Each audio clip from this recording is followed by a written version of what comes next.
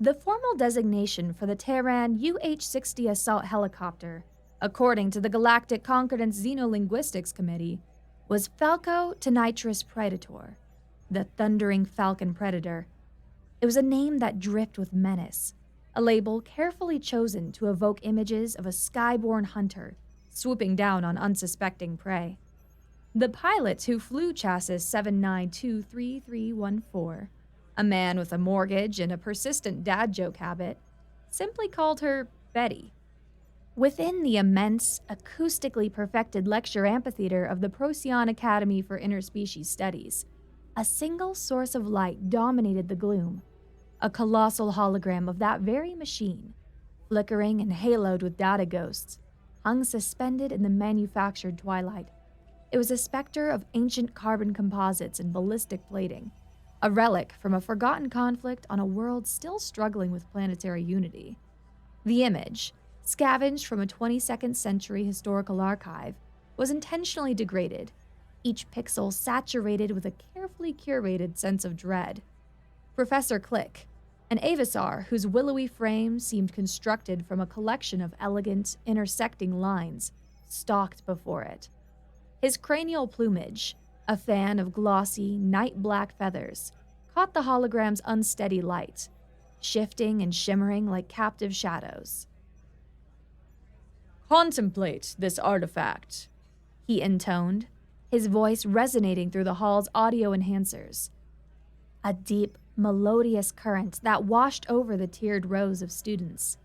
He gestured with a long, three-jointed finger tipped with a manicured talon. "The Terran Thundering Predator. Its rotary blades, a mesmerizing gyre of kinetic violence, were engineered to brutalize the very atmosphere into compliance. This is a perversion of aerodynamics, a concept given form through sheer, unadulterated belligerence." A low, sibilant whisper, a collective exhalation of awe and trepidation, swept through the assembled youths from 36 different star systems. They leaned forward as one, their compound lenses, gelatinous eye stalks, and simple binocular pupils all fixed on the spectral machine. Their personal data slates hummed, dutifully transcribing every word, every pregnant pause. This was the material they craved, the reason they endured the tedious lectures on pan-galactic trade agreements to get to courses like Xenotech 334, armaments of high-gravity civilizations.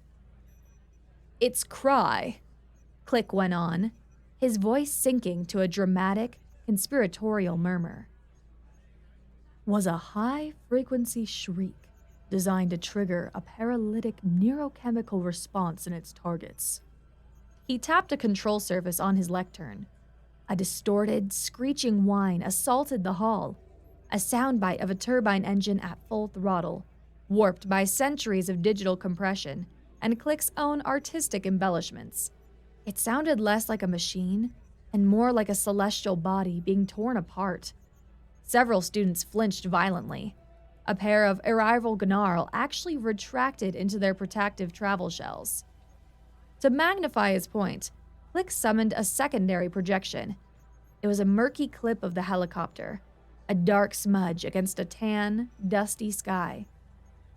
Loosing a volley of rockets at a distant, nondescript structure, the detonations bloomed in silence, angry blossoms of orange and black that unfurled with a terrible, voiceless finality. "It was an ambush hunter," Click declared, his voice climbing in pitch and volume, a performance for the back rows. "A remorseless deity of the lower atmosphere, capable of materializing from behind terrain to vomit storms of fire and hypervelocity metal from its belly. It is a weaponized anxiety disorder, given physical form." Slumped in the last row, trying to appear engaged while being profoundly bored, Cole Mason attempted to swallow a mouthful of the fizzing, cerulean blue biostimulant he was drinking. He'd seen his father's flight logs. He'd spent his childhood with the distinct aroma of hydraulic fluid and jet fuel permanently embedded in his sinuses.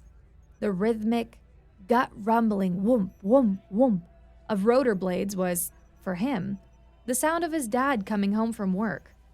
This entire theatrical display felt less like history and more like a ghost story told around a campfire. 5 main rotor blades? He muttered, squinting at the gigantic hologram. The Lima model has 4. What are those glowing vents on the engine cowlings? Runs on JP8, not captive plasma. While Professor Click waxed poetic about asymmetrical lift vectors and vortex ring state phenomena, terms the Avasaur clearly misunderstood but delivered with unshakable confidence, Cole was absorbed in a far more complex problem on his data slate. He wasn't transcribing the lecture. He was refining the power distribution schematic for a magnetic, levitation-assisted drone chassis he was building in his cramped dormitory workshop. His stylus moved in a series of swift, sure strokes, tracing the path of a bypass circuit. If I add a secondary capacitor bank here, I can buffer the power draw during high-G maneuvers, but that adds weight. Maybe if I rewrite the firmware to anticipate the load and recharge the system. He found a deeper and more satisfying intellectual challenge in the stubborn, unforgiving laws of physics that governed his hobby than in Click's sensationalized narrative. The thundering predator was no deity. It was an agglomeration of thousands of individual components, each one meticulously engineered, and every single one looking for the slightest excuse to fail at the most inconvenient moment imaginable. It was a masterpiece of managed catastrophe, a flying testament to the idea that if you brute force a problem hard enough, it will eventually submit. Click's voice, now dripping with the particular brand of self-satisfaction unique to tenured academics, yanked him from his engineering fugue. Xenoethologists have noted the chilling parallel between this machine's predatory flight patterns and those of the apex aerial insectivores of Terran wetlands, the creature colloquially known as the dragonfly. On the main screen, the helicopter hologram dissolved and was replaced by an artist's rendering of a dragonfly that was both biologically inaccurate and absurdly terrifying. It was depicted in metallic blues and blacks, its compound eyes rendered as vast, honeycomb structures of crimson light, its serrated jaws dripping with a viscous, glowing green acid. It was also scaled up to the apparent size of a small orbital freighter. A student near the front, a delicate silicate with opalescent skin, let out a high-pitched chiming sound that was their species' equivalent of a horrified gasp. They patterned their war machines after their planet's indigenous monstrosities? The sheer psychological brutality. The Terrans are unhinged. That was it. That was the comment that tore it. The image of his father, a man who meticulously cataloged his collection of bad puns, who complained at length about the lumbar support in the pilot's seat, and who once waged a 3-day-long, strategically complex and ultimately unsuccessful war against a family of raccoons that had infiltrated his workshop. As the operator of an apex predator, modeled on an indigenous monster, slammed into the preposterousness of the lecture with the force of a dropped anvil. Cole choked. The carbonated blue stimulant went down the wrong way. A wet, explosive snort shot from his nose, misting his data slate. The snort was immediately followed by a cascade of hacking, desperate coughs. The coughs, fighting for purchase in his oxygen-starved lungs, buckled and transformed, uncontrollably, into outright laughter. It wasn't a polite chuckle or a surprised giggle. It was a loud, sharp, barking laughter that echoed in the acoustically perfect amphitheater. It was the sound of pure, unfiltered amusement, a noise so fundamentally out of place in this temple of manufactured terror that it seemed to bend the very air. To the other students, whose species expressed amusement through pheromone releases or subtle crest flutters, it sounded less like mirth and more like a predator baring its teeth. It was the guttural cackle of something that had just witnessed its prey trip over its own feet. The amphitheater fell into a profound, ringing stillness. The only sound Cole's sputtering, wheezing battle to reclaim control of his own respiratory system. Every single head, Crested, scaled, smooth, finned, and otherwise, swiveled with an unnerving synchronicity to the back row. A sea of bewildered, horrified, and deeply insulted alien faces fixed upon him. Professor Click's elegant cranial plumage, which had been fanned out in a magnificent display of intellectual authority, now snapped together, forming a rigid, indignant spear of black feathers. His beak-like mouth opened, a sharp intake of air heralding the imminent launch of a truly monumental academic tirade. But before he could unleash it, Kyra Sol rose to her full, imposing height. She was a Drac, a species known for their mastery of material science and a cultural adherence to procedures so rigid it made neutronium look pliable. Her shoulders were broad, her four-fingered hands clasped behind her back in a formal at-rest position, and her voice was as clear and unyielding as a freshly cleaved diamond. "Professor," she stated, her voice slicing through the thick silence with the ease of a monomolecular blade. "The Terran is mocking the gravity of this instruction. He scoffs at the memory of the countless sentients who undoubtedly fell to this airborne engine of destruction." She then pivoted her head, directing a glare of pure, unadulterated disapprobation at Cole. "This outburst is a flagrant violation of Academy decorum and an insult to the very principles of scholarly inquiry." Cole had finally won his war for air, wiping tears of laughter from his eyes with the sleeve of his jacket. "Engine of destruction, you guys! It's not some mythical beast! It's a helicopter!" He took another shuddering breath. "My dad flies one. He calls her Betty." This pronouncement was greeted by a fresh wave of baffled, uncomprehending stillness. Betty? They assigned affectionate, diminutive names to their thundering sky predators? What fresh new layer of psychological horror was this? Kyra made a low, rumbling sound in her chest, like tectonic plates grinding together. "Irrelevant anecdotal data. The emotional nomenclature assigned to a weapon system does not alter its tactical abilities or its historical significance." She drew herself up, her expression hardening into a mask of stern conviction. "If this helicopter is as trivial as the Terran implies, then let him demonstrate its benign nature. Let him face the simulation, as per Procyon Academy Regulation 8.17. Practical verification of contested scholastic assertions." A ripple of excitement, a low hum of mingled processors and biological vocalizations, spread through the student body. A practical verification? Unscheduled? This was infinitely better than grainy rocket footage. Click, recognizing a sublime opportunity to reassert his dominance, publicly humiliate the disruptive primate, and simultaneously deliver the most memorable lecture of his distinguished career, brought his long, slender fingers together, tapping them tip to tip. A slow, predatory smile stretched his beak. "An exemplary suggestion, Cadet Sol," he purred, the sound a soft, dangerous rasp. "A controlled demonstration in the central quadrangle. The perfect teaching moment." He fixed his gaze on Cole, looking down his long snout, as if Cole were a particularly fascinating but mildly repulsive specimen of grub. "Unless, of course, the Terran is frightened to confront his own people's creation." Cole looked at Click's smug, feathered face, then at Kyra's unwavering, challenging stare, and then at the 100 other pairs of varied and exotic eyes, all daring him to retreat. He let out a long, weary sigh. This was supposed to be his easy credit filler semester. "Fine," Cole said, pushing himself to his feet and stretching. "But if I get hydraulic fluid on my jacket, the Academy is buying me a new one."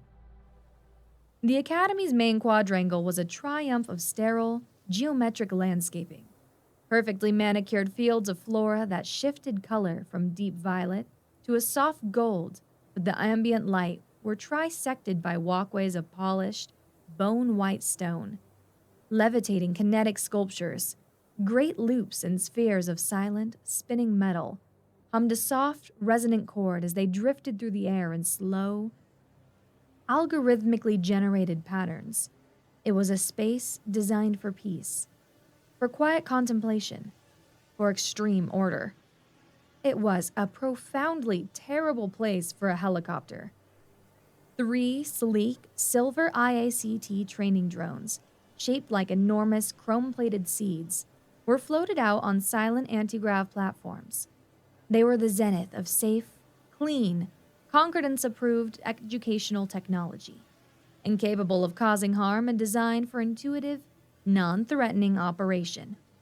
Professor Click guided to a master control lectern that rose from the stone walkway to meet him, his theatrical flair returning in full force now that he was back on a stage of his own choosing. "Now, students," he announced to the crowd, which had assembled at a respectfully designated distance, their data slates already active. "You shall witness the terrifying might of the thundering predator firsthand. You will comprehend why the Terran's laughter was a display of pure, high-gravity hubris." On his lectern's holographic display, he navigated to the simulation archives. His talon hovered over 2 files. ACAD Sim Archive Terran Aircraft Predator UH-60 Demo Hover Sim. ACAD Sim Archive Terran Aircraft Predator UH-60 Combat Evade Sim. A crimson warning dialog box materialized over the second file. Alert. Simulation contains high-threat combat parameters. Execution is restricted to certified reinforced arenas. Activate instructor override. Standard regulations are for lesser technologies, for predictable systems.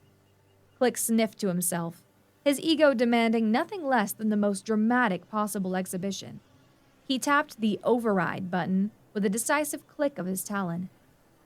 "This primitive monstrosity requires a more visceral demonstration."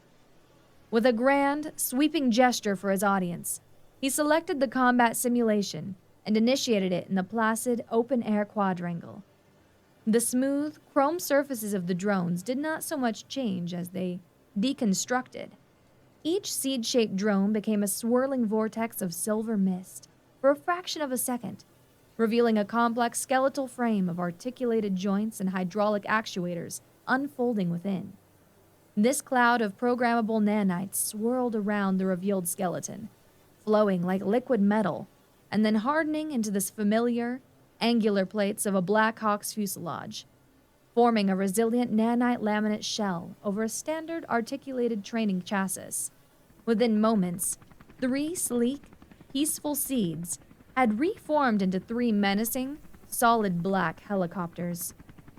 Cole, standing off to the side with his arms crossed, watched the transformation with a creeping sense of horror. He saw Click jab at the override prompts. "Oh, you arrogant, overeducated turkey," he muttered, under his breath. "This is going to get so very, very ugly." Click, beaming with pedagogical pride, initiated the master sequence. The serene quiet of the quadrangle was not merely broken, it was savaged. First came a high-frequency whine from the drone's contained plasma power cores, a sound that bypassed the ear and felt like a drill bit sinking directly into the brainstem. It set every alien student's sensitive auditory organs on fire, a piercing shriek of pure, concentrated energy. Then, the rotors began to turn. They moved slowly at first. 4 great black scythes for each machine, slicing through the tranquil air. Then they accelerated. The deliberate slice became a blur, and then the blur became a sound. It was a deep, percussive, chest-captivating whoomp, whoomp, whoomp, whoomp that registered less as a noise and more as a physical assault. It was a pressure wave that radiated outward, making the pristine walkways vibrate, and the solid ground beneath their feet feel like a living, trembling thing. To Professor Click, the avian Avasaur, whose evolutionary history was one of silent, graceful flight, this sound was a deep and profound offense.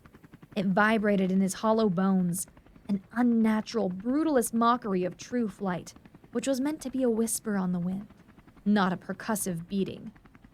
The rotor wash hit the quadrangle like a contained typhoon.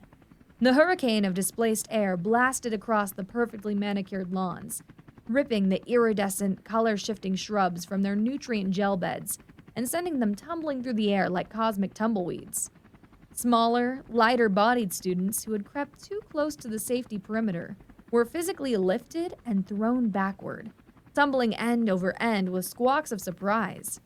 The air, once sterile and filtered, now reeked. The sharp scent of superheated air from the plasma cores mingled with the acrid, metallic tang of aerosolized lubricants vented from the rapidly moving mechanical joints.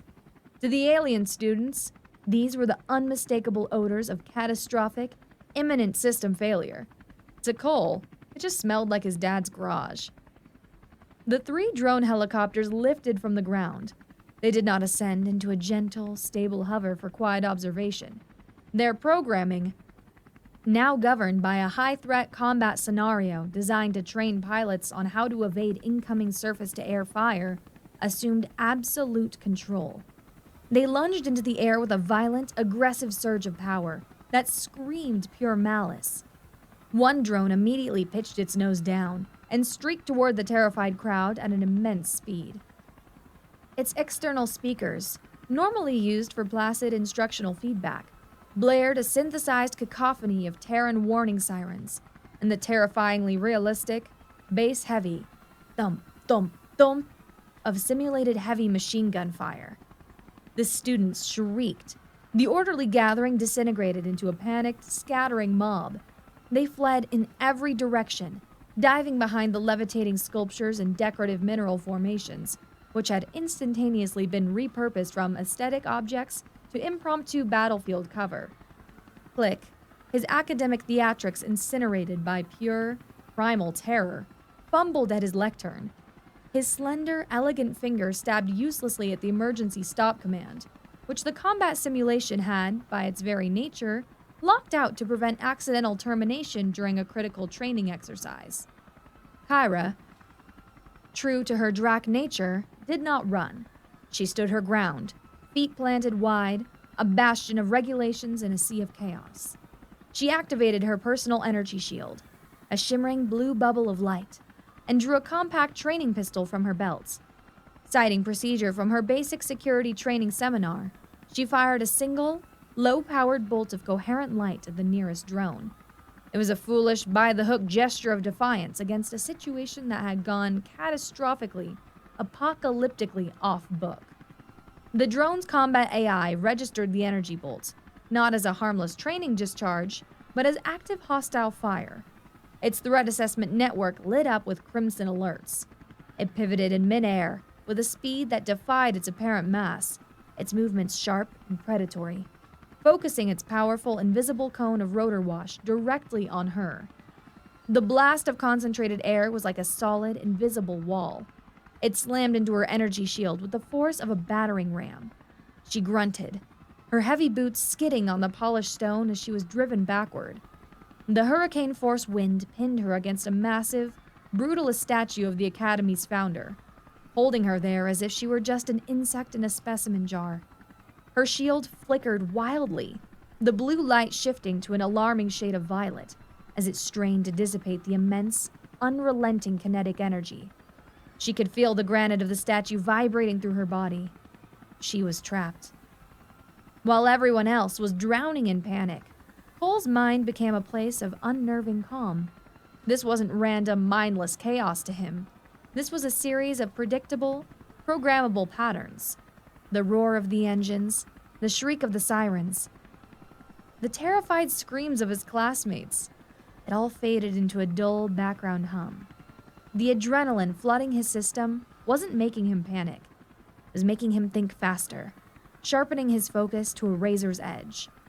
He recognized the drone's movements instantly. They were executing a textbook break-contact evasive flight path. Jink left, drop altitude, pop flares, or, in this case, simulated machine gun fire, and jink right. It was the first lesson in his dad's old, decommissioned flight simulators. a deadly dance he had practiced 1,000 times in the safety of his basement. Predictable, he breathed, his voice a low whisper lost in the storm. His eyes weren't wide with fear. They were narrowed in intense calculation. He wasn't watching the chaos. He was analyzing it, tracking the lead drone's flight path, anticipating its next turn based on its current vector and speed. He wasn't running from the danger. He was running toward a calculated point of interception. He broke into a dead sprint across the ruined, upchurned lawn. His feet pounded on the vibrating ground. He timed his movements with the rhythm of the mayhem, ducking low as one drone strifed past him, the wind from its passage so powerful it tore at his clothes and tried to vacuum the air from his lungs. He used a decorative, quartz-laced boulder as cover, waiting for the precise moment the second drone banked hard to the left. He was using its own aggressive, by-the-book programming against it. He knew exactly where it was going to be in 3 seconds. The drone that had pinned Kyra, the one executing the tightest, most aggressive turns, miscalculated. During a particularly violent pivot, its main rotor, a spinning disc of nanite laminate, clipped the top of a tall, sculpted mineral spire. The impact sent a shower of brilliant blue sparks and a horrible, high-pitched grinding screech through the air. Shards of the mineral rained down on the lawn like deadly hail. The drone's internal gyroscopic stabilizers, the core of its perfect alien flight control, faltered. Its advanced AI, flooded with a torrent of conflicting sensor readings and damage reports, momentarily froze. The machine lurched, its perfect, deadly flight path devolving into a low, wobbly, drunken hover just a few meters off the ground as its primary systems desperately attempted to recalibrate from the unexpected kinetic shock. This was the window. The tiny, fleeting moment of vulnerability Cole had been waiting for. He put on a final, desperate burst of speed, his legs burning with the effort. He launched himself into the air, a flying leap born of pure desperation and the muscle memory from years of playing high-gravity Terran sports. His fingers closed around the cold, vibrating metal of the drone's landing skid. The metal was slick with aerosolized lubricant and thrumming with a power that vibrated all the way up into his teeth, making his jaw ache. He grunted, the pure physical effort forcing the air from his lungs. His muscles, denser and stronger from a lifetime spent in a 1G environment, strained against the machine's unstable bucking motion. He hauled himself up, swinging his leg over the skid, scrambling for purchase like a monkey climbing a violently shaking tree. To the terrified onlookers on the ground, those who dared to peek out from behind their cover, it was the climax of their shared nightmare. It looked as though the metal predator had finally captured its prey, snagging the defiant Terran from the ground to tear him apart in the sky. Cole scrambled from the skid onto the drone's main fuselage, the wind from the rotors a deafening, physical blow that threatened to peel him right off. He pressed himself flat against the vibrating hull, his fingers finding a narrow purchase in the recessed maintenance seam. From a deep, reinforced pocket in his jacket, he pulled his trusty multi-tool. It was an old, beaten-up piece of Terran steel, heavy and practical, its surface scarred with nicks and scratches, a stark contrast to the sleek, button-operated energy tools his classmates favored. He located a maintenance panel marked with a series of universal warning symbols. High voltage, automated machinery, risk of dismemberment, the good stuff. He wedged the multi-tool's hardened pry bar into the seam and put his entire body weight into it.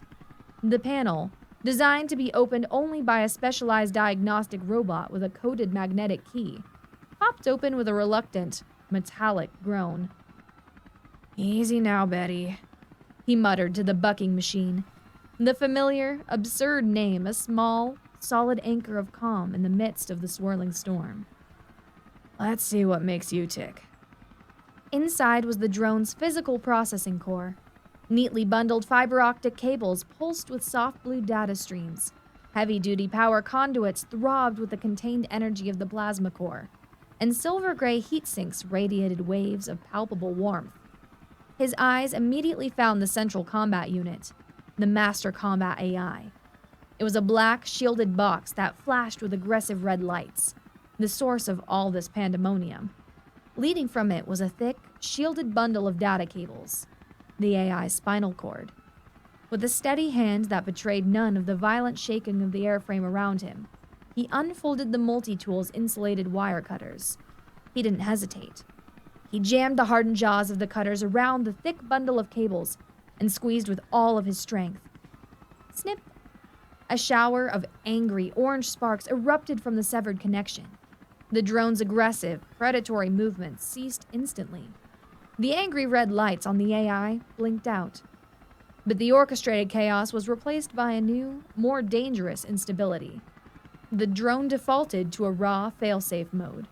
Without the combat AI's thousands of micro-adjustments per second, it became a drunken, bucking mess, oscillating violently as its basic subsystem struggled and failed to maintain a simple hover. It was going to tear itself apart in seconds. Cole ignored the standard diagnostic ports. He didn't have time to jack in, even if he had an interface. Instead, his eyes found what he was looking for: the manual diagnostic input bus. A small, unassuming block with rows of exposed copper and contact pins, where a technician would plug in a handheld device to run low-level, pre-test flights. He knew the pinouts by heart. He'd memorized the schematics for the S-70 family years ago as a weekend hobby. He gripped the multi-tool, now using its Phillip head screwdriver tip like a surgeon's probe. He jammed the metal tip against pin 7, then expertly bridged the connection to pin 4. Force system reset. The drone shuddered violently, its engines almost cutting out entirely before roaring back to life with a deafening cough. It stabilized for a brief, precious second. He moved fast, his fingers sure, bridging pin 2 and pin 5. Initiate diagnostic landing sequence 01. The machine responded to the raw, low-level command. Its violent bucking eased, and it began a slow, deliberate, pre-programmed descent toward the ground. He had done it. He was forcing it into a safe, controllable state by bypassing its shattered consciousness entirely. The drone settled into a perfect, stable hover a few meters from the ground, awaiting the final phase of its new landing sequence. On the ground, pinned against the statue of the founder, Kyra felt the crushing force of the rotor wash vanish, as if a switch had been thrown. She stumbled forward with a step, her depleted shield dissipating into nothingness with a faint sizzle. She looked up, her powerful chest heaving as she caught her breath. She saw the Terran, Cole, perched atop the now docile machine. Her sharp, analytical eyes registered the open panel, the cleanly severed cables, and the crude metal tool in his hand. He wasn't just holding on for dear life. He was touching specific points inside the machine's exposed guts, commanding it with a strange, brutalist elegance. The realization hit her with more force than the wind had. Her people, the Drac, built perfect, seamless machines, hermetically sealed systems designed to never be opened by unqualified hands. If they broke, they were removed and replaced as a single unit. But this Terran technology, even in this advanced nanite replication, was built with the fundamental expectation of failure. It was designed to be taken apart, to be jury-rigged, to be physically overridden by a single determined user with a simple tool and the correct knowledge. The very thing her culture saw as a primitive design flaw, its messy, accessible, user-serviceable mechanics, was its greatest strength. The machine served the user, not the other way around. It was built for a universe that was inherently imperfect and broken. A wide, adrenaline-fueled grin split Cole's face. He could feel the machine humming beneath him, quiescent, awaiting orders like a trained dog. He could trigger the final landing sequence now.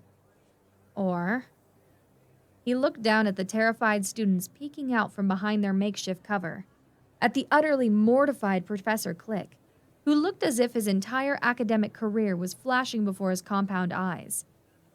"All right, you pencil pushers," he yelled into the wind, his voice raw. "You wanted a show? I'll give you a damn show." He wasn't flying. He was conducting an orchestra of one. He quickly bridged 2 more pins. Execute maintenance draft left 1.5s. The drone slid sideways. He let the command run, then bridged another pair of pins. Abort current command. The drone stopped on a dime, hovering motionless. He saw a smaller, gelatinous student crawling frantically to retrieve a dropped data slate. Cole smiled. Initiate rotor wash vector test low power. A gentle, targeted puff of wind blew across the grass, nudging the data slate right back into the student's 4 waiting pseudopods. Abort. For the grand finale, he initiated the forward propulsion stress test, sending the drone hurtling at full speed toward the lecture hall's main observation window. Screams erupted from the faculty members still inside. At the last possible second, he input the command, execute yaw system emergency pirouette. The drone pivoted on its central axis in a maelstrom of controlled wind, its immense forward momentum converted into a breathtaking, perfectly executed torque turn. It ended its flight in a perfect, nose-down hover, its armored cockpit canopy just inches from the transparent aluminum of the window, staring directly at the shocked faces inside. Maintain diagnostic hover. He held it there for a long, dramatic moment, giving them all a good long look. Then, he gave the faculty members a little wave. The show was over. He let the final command sequence run. Resume diagnostic landing sequence 01. Cole brought the drone back to the exact center of the quadrangle. The landing was automated, a movement of surgical steadiness, the skids touching the sculpted ground so gently they barely left an indentation in the soft turf. The moment its weight settled, the campus-wide emergency failsafe, finally triggered by a trembling Professor Click, kicked in. The other 2 drones, still circling aimlessly, immediately powered down, dropping from the sky and landing with heavy, ungraceful thuds. The whine of the turbines on Cole's drone spun down into a low hum, then faded into a profound and ringing silence. The sudden quiet that fell over the quadrangle was absolute and deafening. Cole, breathing heavily but still grinning like an idiot, slid off the fuselage and hopped to the ground. The adrenaline was finally beginning to fade, leaving a pleasant, electric buzz in its wake. He clapped the dust and grease from his hands and walked over to the stunned group of onlookers. Kyra stood slightly apart from the others, her arms crossed, just watching him with an expression he couldn't quite decipher. It was a mixture of awe, confusion, and something that looked disturbingly like respect. He pointed a thumb back at the silent, dormant machine. See? It's not a monster. It's a tool. He paused, kicking at a loose piece of sod the rotor wash had torn up from the lawn. It's loud. It's messy, he added, looking at the machine with a sort of fond exasperation, like one might look at a beloved but deeply flawed old dog. And it's always trying to shake itself apart. He then looked at the terrified faces of the other students, their fear slowly being replaced by a dawning curiosity. His tone softened. But that sound, for a soldier bleeding out on some forgotten battlefield, that's the sound of angels coming to take you home. That wind, it's what a firefighter uses to beat back a blaze and save a town from burning. He looked from Click's stunned face to Kyra's intense gaze. They're built to fight gravity and entropy and bad luck more than they were ever built to fight people. They're loud and they vibrate themselves to pieces because holding back the chaos of the universe is a messy, violent job. But they're ours. The assembled aliens stared at the silent machine. They were no longer seeing a shrieking predator from a nightmare world. They were seeing a tool. A flawed, ugly, beautiful tool. Built by a species that lived in a universe so dangerous, so unforgiving, that they needed their angels to be made of metal and noise. They then looked at Cole, this laid-back, sarcastic Terran who had faced the manufactured chaos not with brute force, but with an intimate, ingrained understanding that allowed him to command the predator as if it were an extension of his own will. Professor Click clutched at his data slate, his talons pressing so hard against the casing that it creaked in protest. He looked down at the device, at the title of his now ruined lecture notes: The Terran Thundering Predator, an analysis of high-gravity apex machinery. His life's work, his most popular lecture series, had just been completely and utterly dismantled by a first-year student with a hand tool and a bad attitude. With a trembling finger, he highlighted the title. He hesitated for a long second, then deleted it. Slowly, deliberately, he typed a new title: Terran Rotary Wingcraft, a reevaluation of applied utilitarian engineering in hostile environments. Kyra just stared at Cole, her academic pride and fierce, competitive nature completely gone. In its place was a deep, humbling, and frankly unsettling respect for a philosophy of design she had never even conceived of. As the Academy's silent, efficient automated cleanup drones began to descend from their rooftop alcoves to repair the ravaged quadrangle, a quiet whisper was heard from one of the students in the back. It was a single line that quickly rippled through the stunned onlookers like a shockwave, a complete and terrifying reframing of their entire worldview. If the Terrans laugh at predators like these, then what in the name of the void are the Terrans themselves? That question, first whispered by a trembling student in the back, did not fade. It echoed in the sudden, profound silence of the quadrangle, an idea spreading faster than any fire. Kyra Soul approached Cole, her usual rigid posture replaced by something more cautious, more deliberate. Her eyes weren't on the dormant drone, but on the scarred, oil-stained multi-tool Cole was now casually wiping on his pants. That device, she said, her voice a low rumble of disbelief. Its material composition is primitive, a simple forged alloy. Yet, you used it to command a system our finest diagnostic auditors would need hours to access. Cole just shrugged, snapping the tool shut. Yeah, well, sometimes you need a key. Sometimes you just need to kick the door in. Professor Click glided over, his grand plumage now held tight against his skull, looking less like a crown and more like a helmet. He stared at Cole, his academic arrogance completely stripped away, leaving only a raw, unnerving curiosity. We studied your machines, Terran, he began, his voice barely more than a croak, as artifacts of aggression. We analyzed their capacity for violence, their brutalist design. He gestured with a trembling talon toward the dormant helicopter. We never once considered. We never thought to study the minds that built their angels to be broken, and the hands that knew precisely how to fix them in the middle of a hurricane.